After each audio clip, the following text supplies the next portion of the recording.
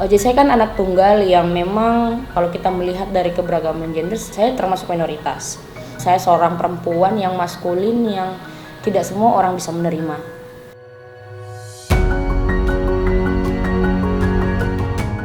Latar belakang pembentukannya itu karena kami melihat bahwa ada banyak persoalan yang dihadapi oleh kawan-kawan komunitas perempuan ya. Ketika dia mengalami kekerasan, dia merasa itu adalah hal wajar yang didapatkan terkait dengan keberagaman seksualitas dan gender ini. Untuk berekspresi, bahkan untuk mengeluarkan pendapat juga memang ada batasan-batasan tertentu. Terus ada beberapa lowongan kerja yang memang sangat diskriminatif tentunya. Terus strategi lain Gamacha adalah kami sangat memikirkan soal keamanan. Kemudian selain keamanan tadi soal ruang aman. Gimana kawan-kawan di dalam satu forum itu sama-sama merasa aman, sama-sama merasa nyaman. Pentingnya kami melibatkan teman-teman dengan ragam seksualitas karena banyak ya kasus-kasus kekerasan berbasis gender itu makin mendiskriminasi atau merepresi teman-teman dengan ragam seksual. Masih banyak penolakan atau ketidakterimaan terhadap isu mereka, nggak hanya di komunitas tapi juga bahkan di gerakan perempuan itu sendiri.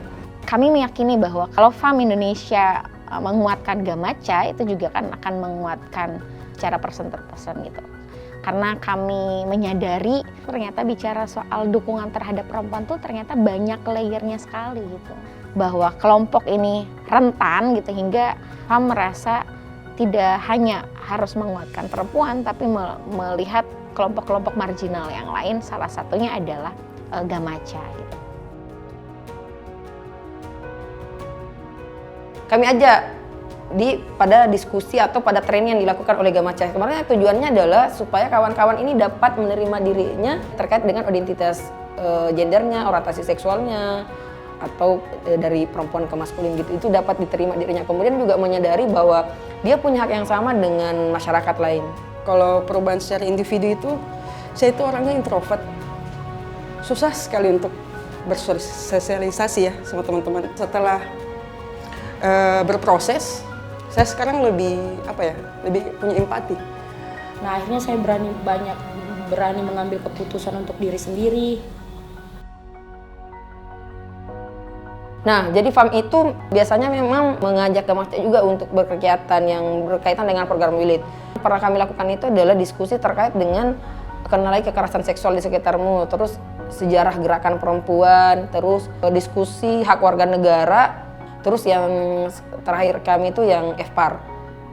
Sebenarnya hal yang paling menyenangkan itu di program FPAR, Kak. Hal yang berubah di saya adalah misalnya terkait bagaimana mengelola keuangan.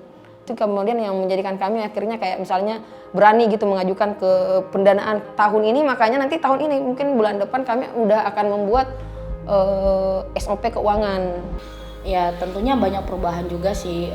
Pertama saya sudah lebih pandai banyak berbicara, pengelolaan data, pengelolaan dana, membuat laporan secara teknis dan terperinci. Gamacha sendiri itu kan berjejaring ya Kak, berjejaring dengan beberapa organisasi-organisasi yang isu HAM yang ada di Makassar itu. Karena mereka bisa jadi support system kami, karena kami mengusung isu yang sama, isu HAM. Kemarin salah satunya adalah membuat satu kegiatan di masyarakat, tapi yang diangkat adalah isu SOGSC. Kemudian misalnya ada kasus yang kami tangani dan itu butuh pendampingan hukum, kami akan rujuk ke LBH tapi bareng-bareng untuk ditangani. Kalau bantuan hukum itu pendampingannya kita mulai dari tingkat kepolisian sampai di tingkat pengadilan. Ketika mereka mengalami masalah dengan hukum, biasa tuh perkaranya apa, terus perlakuannya seperti apa. Jadi bagaimana agar prosedur hukum itu berjalan sesuai dengan prosedur. Saya berharap bahwa teman-teman itu memiliki hak yang sama, tentunya dalam hak untuk hidup, hak untuk berpendidikan, hak untuk bekerja. Kita boleh tidak senilai, kita boleh tidak satu pemahaman, tapi mengedepankan cinta itu lebih penting. Saya berharap bahwa masyarakat itu udah nggak melakukan kekerasan.